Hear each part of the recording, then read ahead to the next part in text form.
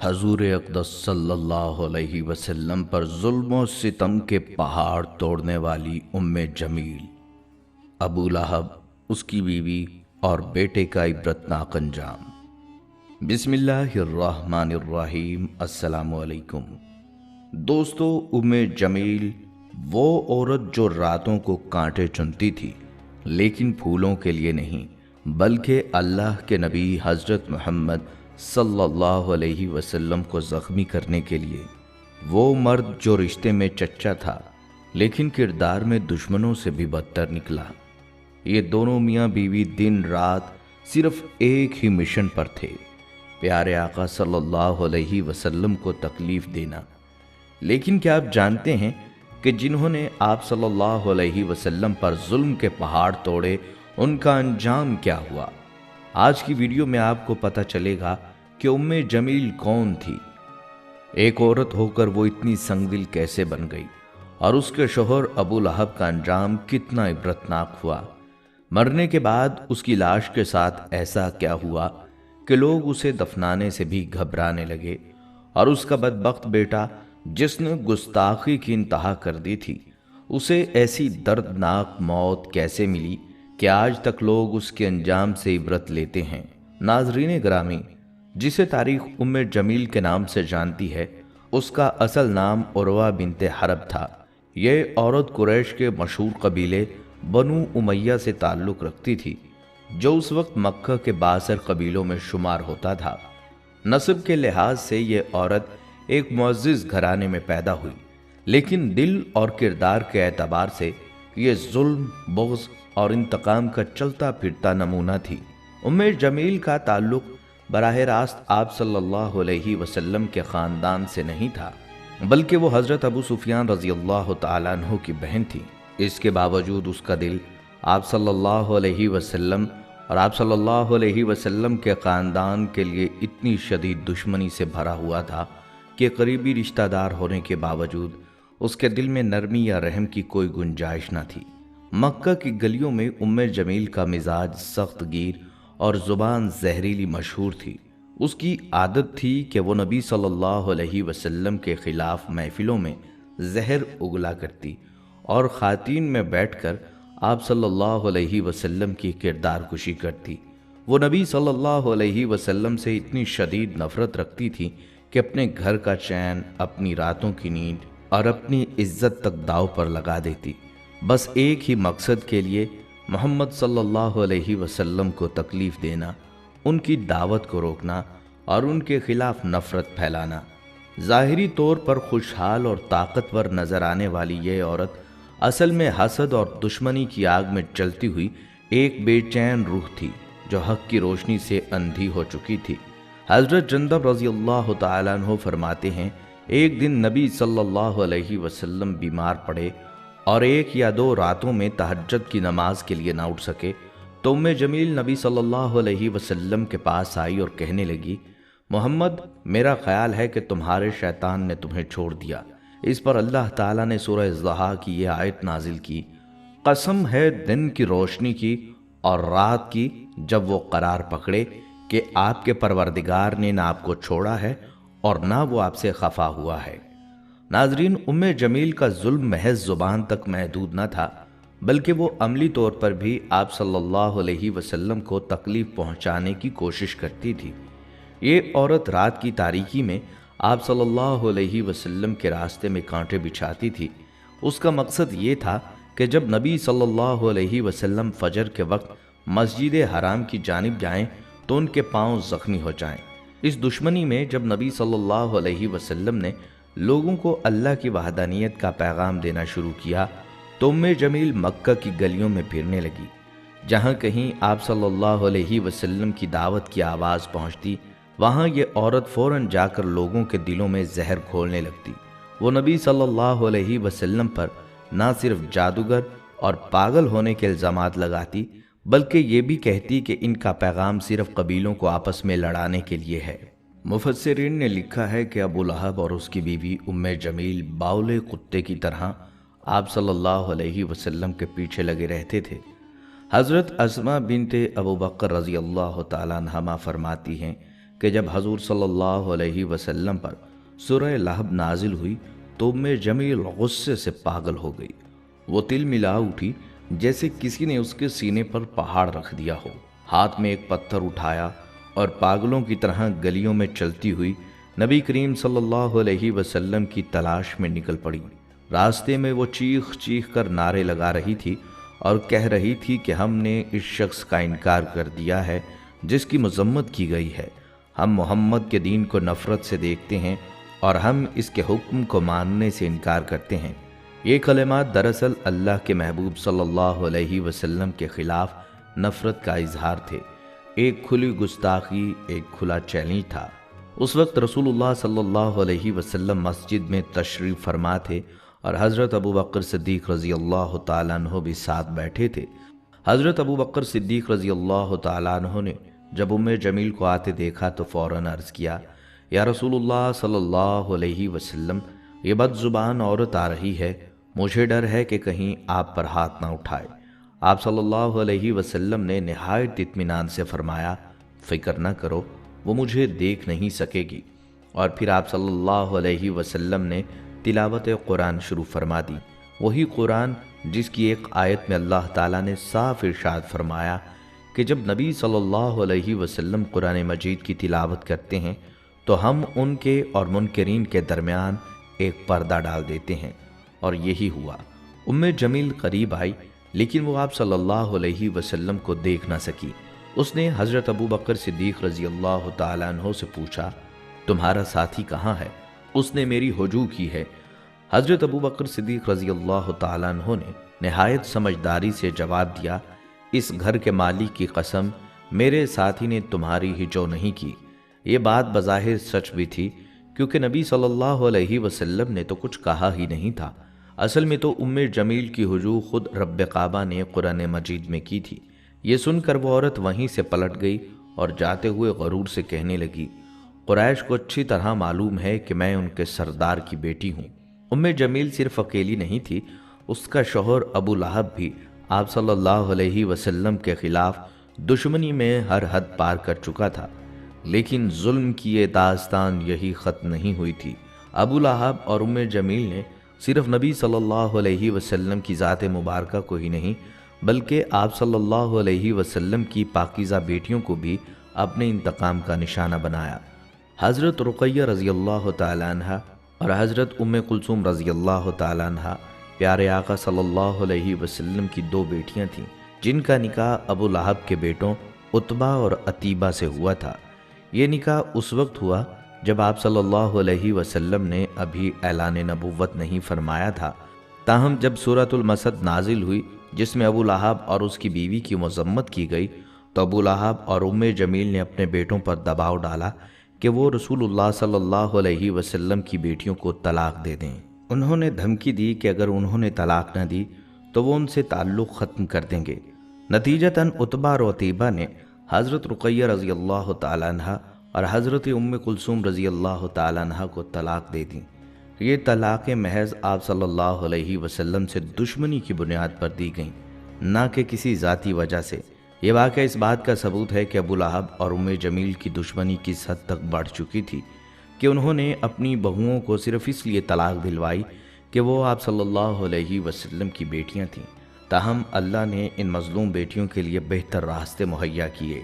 حضرت رقیہ کا نکاح بعد میں حضرت عثمان بن عفان رضی اللہ تعالیٰ عنہ سے ہوا اور ان کے انتقال کے بعد حضرت کلثوم رضی اللہ تعالیٰ عنہ کا نکاح بھی حضرت عثمان رضی اللہ تعالیٰ عنہ سے ہوا۔ اس طرح حضرت عثمان رضی اللہ تعالیٰ عنہ کو ذوالنورین کا لقب ملا، یعنی وہ شخص جس نے آپ صلی اللہ علیہ وسلم کی دو بیٹیوں سے نکاح کیا۔ بہرحال ناظرین گرامی، تاریخ میں اکثر لوگ ابو جہل کو اسلام کا سب سے بڑا دشمن سمجھتے ہیں، مگر گہرائی میں دیکھا جائے تو سب سے خطرناک دشمن ابو لہب تھا، جو کہ نبی صلی اللہ علیہ وسلم کا سگا چچا بھی تھا۔ اس کا اصل نام عبد العزہ بن عبد المطلب تھا، اور چونکہ اس کے چہرے پر ہر وقت ایک سرخی سی رہتی تھی اس لیے لوگ اسے ابو لہب یعنی شعلے والا کہنے لگے۔ جب حضور صلی اللہ علیہ وسلم کی پیدائش کی خبر پہنچی تو ابو لہب نے خوشی میں اپنی لونڈی صوبیہ کو آزاد کر دیا، لیکن یہ خوشی زیادہ دیر نہ ٹکی۔ جب نبی صلی اللہ علیہ وسلم نے نبوت کا اعلان کیا تو وہی ابو لہب جس نے کبھی خوشی منائی تھی اب سب سے بڑا دشمن بن کر سامنے آیا۔ ایک دن حضور صلی اللہ علیہ وسلم کا پیغام لے کر کوہ صفا پر چڑھے اور قریش کے سب سرداروں کو آواز دی۔ جب سب جمع ہو گئے تو آپ صلی اللہ علیہ وسلم نے فرمایا، اگر میں کہوں کہ اس پہاڑ کے پیچھے سے دشمن کا لشکر آ رہا ہے تو کیا تم میری بات مانو گے؟ سب نے کہا ہاں، ہم آپ کو ہمیشہ سچا پاتے آئے ہیں۔ تب آپ صلی اللہ علیہ وسلم نے فرمایا، تو پھر سن لو، میں تمہیں ایک عذاب سے ڈرانے آیا ہوں۔ بس یہی بات ابو لہب کو برداشت نہ ہوئی۔ وہ غصے سے چیخا، اے محمد، تمہارا برا ہو، تمہارے ہاتھ ٹوٹ جائیں، کیا اسی لیے تم نے ہمیں یہاں جمع کیا تھا؟ اسی موقع پر اللہ تعالیٰ نے سورہ لہب نازل فرمائی، جس میں ابو لہب اور اس کی بیوی کا نام لے کر لعنت کی گئی۔ قرآن مجید کی پوری تاریخ میں یہ واحد مقام ہے کہ کسی دشمن کا نام لے کر اس کی مذمت کی گئی ہو۔ اللہ تعالیٰ نے سورہ لہب کی پہلی آیت میں فرمایا، ہلاک ہو جائیں ابو لہب کے ہاتھ، اور وہ خود بھی ہلاک ہو گیا۔ اس سورہ میں ام جمیل کو حمالۃ الحطب کہا، یعنی لکڑیاں ڈھونے والی۔ علماء کرام کے مطابق اس کا مطلب یہ تھا کہ وہ دنیا میں آپ صلی اللہ علیہ وسلم کے لیے کانٹے بچھاتی تھی اور آخرت میں دوزخ کی آگ بھڑکانے کے لیے ایندھن جمع کرے گی۔ تاریخ میں یہ بات درج ہے کہ ام جمیل اسی طرح دنیا میں مری کہ اس کے گلے میں اس ایندھن کے گٹھے کی رسی جو وہ اٹھا کر لا رہی تھی پھنس گئی اور سانس رک کر دم نکل گیا۔ اس سورہ لہب سے صاف ظاہر ہے کہ اللہ تعالیٰ کے دشمن ضرور تباہ ہوں گے، خواہ وہ پیغمبر کے قریبی رشتہ دار ہی کیوں نہ ہوں۔ پیغمبروں کی رشتہ داری بھی انہیں عذاب سے نہ بچا سکے گی۔ ناظرین، ابو لہب کا انجام بھی عبرتناک تھا۔ جنگ بدر کے کچھ دن بعد جب قریش کے بڑے سردار قتل ہوئے تو ابو لہب پر ایک عجیب بیماری حملہ آور ہوئی جسے عرب عدسہ کہتے ہیں۔ یہ ایک قسم کا طاعون یا متعدی پھوڑوں کا مرض ہے۔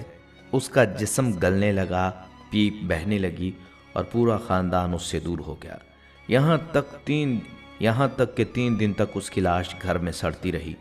کسی نے دفن کرنے کی ہمت نہ کی کیونکہ بیماری سے بچنے کے خوف سے سب بھاگ گئے۔ آخر کار قریش کے کچھ غلاموں کو پیسے دے کر کہا گیا کہ لکڑیوں سے اس کی لاش کو گھسیٹ کر مکہ سے باہر لے جائیں اور وہاں ایک گڑھے میں پھینک کر اوپر پتھر ڈال دیں۔ یہ تھا اس شخص کا انجام جس نے نبی رحمت صلی اللہ علیہ وسلم کے خلاف اپنی ساری زندگی لگا دی، اور ام جمیل بھی ایڑیاں رگڑ رگڑ کر مری، اور اللہ تعالیٰ نے ارشاد فرمایا، اس کی گردن میں مونچھ کی رسی ڈال کر اسے جہنم میں پھینکا گیا۔ وہ اپنے قیمتی ہار پر فخر کیا کرتی تھی اور ڈینگے مارتی تھی کہ میں یہ قیمتی ہار بیچ کر محمد صلی اللہ علیہ وسلم کی مخالفت میں لگا دوں گی۔ اللہ تعالیٰ نے اسی گردن میں وہ توق ڈالا جس سے شیطان بھی پناہ مانگتا ہوگا۔ بلکہ ام جمیل کا ایک ناپاک بیٹا عتیبہ، جس کے اندر ماں باپ کی طرح ہی گستاخی کا زہر بھرا تھا، وہ بھی بالآخر کتے کی موت مرا۔ راوی حبار بن اسود اس ہولناک انجام کا آنکھوں دیکھا حال کچھ یوں بیان کرتے ہیں کہ ابو لہب اور اس کا بیٹا عتیبہ ملک شام کے سفر پر روانہ ہونے والے تھے۔ میں بھی اسی قافلے میں تھا، مگر سفر پر نکلنے سے پہلے ہی عتیبہ نے کفر و غرور کی زبان میں کہا، خدا کی قسم میں محمد کے پاس جاؤں گا اور اس کے رب پر ایمان رکھنے کی پاداش میں اسے تکلیف دے کر رہوں گا۔ اور وہ واقعی نبی صلی اللہ علیہ وسلم کے پاس گیا۔ بدبخت نے گستاخی کی انتہا کرتے ہوئے کہا، اے محمد، میں اس بات کو نہیں مانتا جس کے بارے میں تم کہتے ہو کہ وہ قریب آیا۔ یہاں تک کہ 2 کمانوں کے فاصلے پر رہ گیا، لیکن وہ صرف زبان سے نہیں رکا، نبی صلی اللہ علیہ وسلم کے چہرہ انور کی طرف تھوکا، استغفر اللہ، مگر سبحان اللہ، وہ ناپاک تھوک چہرہ اطہر پر نہ گر سکا بلکہ دور جا کر گرا۔ نبی صلی اللہ علیہ وسلم نے تکلیف محسوس کی لیکن ہاتھ نہیں اٹھایا۔ زبان سے بد دعا نکلی، اے اللہ، اپنے کتوں میں سے کسی کتے کو اس پر مسلط فرما دے۔ عتیبہ جو اپنے آپ کو کوئی کارنامہ سر انجام دے کر آیا سمجھ رہا تھا، خوشی خوشی باپ کے پاس پہنچا۔ ابو لہب نے پوچھا، بیٹے تو نے کیا کہا محمد سے؟ اس نے تفصیل سنائی اور بد دعا کا ذکر کیا۔ یہ سن کر ابو لہب کا چہرہ سفید ہو گیا، ہونٹ کانپنے لگے اور لرزتی آواز میں بولا، اے بیٹے، خدا کی قسم میں محمد کی بد دعا سے تجھے محفوظ نہیں سمجھتا۔ پھر قافلہ شام کی طرف روانہ ہوا۔ راستے میں ابراہہ کے مقام پر ایک گرجا گھر میں قیام کیا۔ وہاں کے پادری نے خبردار کیا، اے عرب کے قافلے والو، یہ علاقہ خطرناک ہے، یہاں درندے یوں دندناتے پھرتے ہیں جیسے تمہارے ہاں بکریاں۔ یہ سن کر ابو لہب کی حالت غیر ہو گئی۔ وہ کہنے لگا، تم جانتے ہو میں بوڑھا ہوں، میرا مقام و مرتبہ بھی تمہیں معلوم ہے، محمد نے میرے بیٹے پر بد دعا کی ہے، مجھے سخت اندیشہ ہے، ایسا کرو کہ سارا سامان گرجا گھر کے صحن میں جمع کرو، اس کے اوپر میرے بیٹے کا بستر لگاؤ اور تم سب سامان کے گرد سو جاؤ۔ راوی کہتے ہیں ہم نے ویسا ہی کیا۔ رات آئی اور پھر وہ لمحہ بھی آن پہنچا۔ جنگل کی تاریکی چیر کر ایک شیر آیا اور وہ آہستہ آہستہ سب کے چہروں کو سونگتا رہا مگر کسی کو کچھ نہ کہا۔ پھر وہ سامان کے ڈھیر پر چڑھا، اتیبہ کے چہرے کو سونگا اور پل بھر میں اسے چیر پھاڑ کر رکھ دیا۔ ابو لہب سر پکڑ کر بیٹھ گیا اور وہی کہتا رہا، میں جانتا تھا میرے بیٹے کو محمد کی بد دعا کبھی نہیں بخشے گی۔ ناظرین گرامی، یہ صحیح ہے کہ حضور صلی اللہ علیہ وسلم کمال و درگزر اور معاف فرمانے والے تھے، لیکن حدیث شریف میں ہے کہ حضور صلی اللہ علیہ وسلم نے اپنی ذات کے تعلق سے کسی سے انتقام نہیں لیا، لیکن اللہ تعالیٰ کی حرمتوں کو پامال کرنے کے سبب سزا دی۔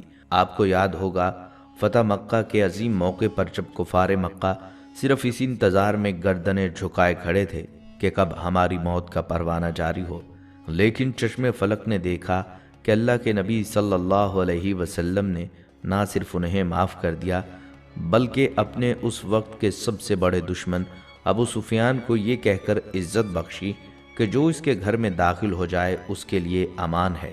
اس موقع پر چند افراد ایسے بھی تھے جن کے بارے میں رحمت للعالمین حضرت محمد مصطفیٰ صلی اللہ علیہ وسلم نے یہ ارشاد فرمایا کہ یہ بیت اللہ کے پردے پیچھے بھی چھپے ہوں تو انہیں وہاں بھی قتل کر دیا جائے۔ یہ بدبخت افراد جن کے بارے میں آپ صلی اللہ علیہ وسلم نے اپنی زبان اطہر سے موت کا حکم جاری فرمایا، یہ ایسے افراد تھے جنہوں نے گستاخی رسول جیسے کبھی جرم کا ارتکاب کیا تھا، اور یہ ایسا جرم ہے کہ جس کی سزا صرف اور صرف موت ہے، اور اس سزا کو معاف کرنے کا اختیار اللہ تعالیٰ نے نبی صلی اللہ علیہ وسلم کو بھی نہیں دیا۔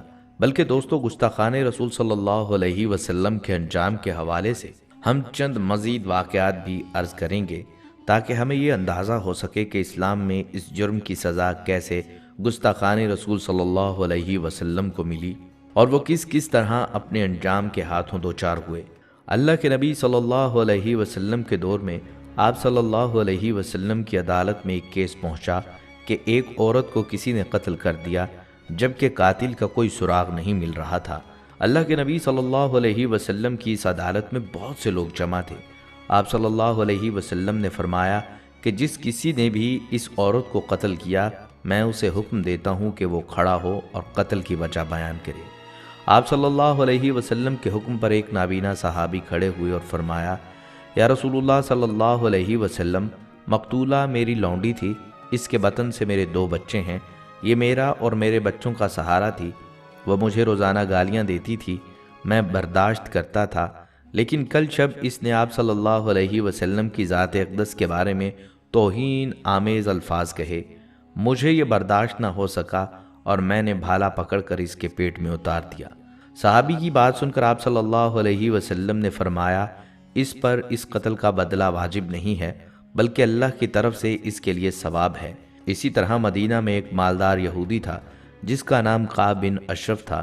یہ اس قدر خبیث انسان تھا کہ اللہ تعالیٰ کے نبی صلی اللہ علیہ وسلم کی توہین کو اس نے اپنا وتیرہ بنا لیا تھا، جس پر آپ صلی اللہ علیہ وسلم کو اس سے تکلیف تھی۔ ایک مرتبہ اس نے آپ صلی اللہ علیہ وسلم کی ذات اقدس کے بارے میں گستاخانہ ہجو کی۔ آپ صلی اللہ علیہ وسلم نے اس کا جواب دینے کے لیے اس وقت کے عظیم شاعر اسلام حضرت حسان بن ثابت کو کھڑا کیا اور فرمایا، حسان اٹھ کھڑا ہو اور اپنے نبی کی گستاخی کا جواب دے۔ حضرت حسان رضی اللہ تعالیٰ عنہ کھڑے ہوئے اور ابھی سوچ ہی رہے تھے کہ گستاخ کی گستاخی کا جواب کن الفاظ میں دیں کہ اللہ کے نبی صلی اللہ علیہ وسلم نے دعا فرمائی کہ یا اللہ، حسان کی روح الامین یعنی حضرت جبرائیل علیہ السلام کے ساتھ مدد فرما کہ یا اللہ حسان رضی اللہ تعالیٰ عنہ کی روح الامین حضرت جبرائیل علیہ السلام کے ساتھ مدد فرما، اور پھر حضرت حسان کی زبان سے اس قدر عمدہ نعت نبی صلی اللہ علیہ وسلم کے لیے نکلی کہ مدینہ کی پہاڑیاں بھی جھوم اٹھیں۔ حضرت حسان رضی اللہ تعالیٰ عنہ نے فرمایا کہ میری آنکھوں نے آپ صلی اللہ علیہ وسلم سے زیادہ حسین و جمیل آج تک نہیں دیکھا، کسی ماں نے آپ صلی اللہ علیہ وسلم سے بڑھ کر حسین بچہ نہیں جنا، اور مدینہ کے یہودی تو آج کائنات کی سب سے خوبصورت ہستی آپ صلی اللہ علیہ وسلم کی گستاخی کرتے ہیں۔ سن، میں اور میری آئندہ نسلیں اپنے نبی صلی اللہ علیہ وسلم کی گستاخی کا جواب دینے کے لیے تیرے خلاف تلوار اٹھائیں گے۔ ناظرین، ان تمام واقعات کو بیان کرنے کا مقصد یہ تھا کہ توہین رسالت کے ارتکاب کی سنگینی کی وضاحت کے ساتھ ایک مسلمان امتی کے اس حوالہ سے فرائض کا اندازہ ہو سکے۔ گستاخی رسالت کے اس گمبھیر سلسلہ کو جہاں احتجاج اور مذمت سے روکنے کا سلسلہ جاری ہے، وہاں عشق رسول صلی اللہ علیہ وسلم کے جذبے سے سرشار وہ افراد بھی کسی سے پیچھے نہیں جو اپنے علمی اور تحقیقی صلاحیتوں کے مطابق ویڈیوز بنا کر وائس اوورز کے ذریعے یا تصویری انداز میں گستاخی کے خلاف رد عمل اور مجرموں کی سزا کا مطالبہ مسلسل پیش کرتے رہتے ہیں۔ امت مسلمہ کے مذہبی اور سیاسی رہنماؤں کا دینی فریضہ ہے کہ وہ پہلے شاتم رسول مسیلمہ قذاب، اسود مرزا قادیانی، شیطان رشدی اور تسلیمہ نسرین جیسے بد کرداروں کے پیچھے کار فرما مالون طاقتوں کے بدنما چہروں سے پردہ کشائی کے ساتھ ساتھ اس کافرانہ سازش کے خاتمے کے لیے مدلل اور قابل عمل اقدامات کریں، اور مسلمانان عالم کو ان کی دینی اور مذہبی ذمہ داریوں سے آگاہ کریں۔ ناظرین، ہمیشہ یہ بات ذہن میں رہے کہ جو شخص ظلم، جلن اور نفرت کے راستے پر چلتا ہے اس کا انجام کبھی بھی اچھا نہیں ہوتا۔ تاریخ ہمیشہ ان لوگوں کو یاد رکھتی ہے جو سچائی، انصاف اور بھلائی کے راستے پر چلتے ہیں، وہی لوگ ہمیشہ زندہ رہتے ہیں۔ سب سے بڑھ کر آج کی یہ ویڈیو ہمیں سکھاتی ہے کہ نبی صلی اللہ علیہ وسلم کی گستاخی کبھی بھی معاف نہیں کی جا سکتی۔ جو شخص آپ صلی اللہ علیہ وسلم کی عزت پر حملہ کرتا ہے وہ ہمیشہ بدترین انجام کا شکار ہوتا ہے۔ ہمیں چاہیے کہ آپ صلی اللہ علیہ وسلم کی تعلیمات پر عمل کریں اور اپنی زندگی کو سنت نبوی کی روشنی میں ڈھالیں۔ آمین یا رب العالمین۔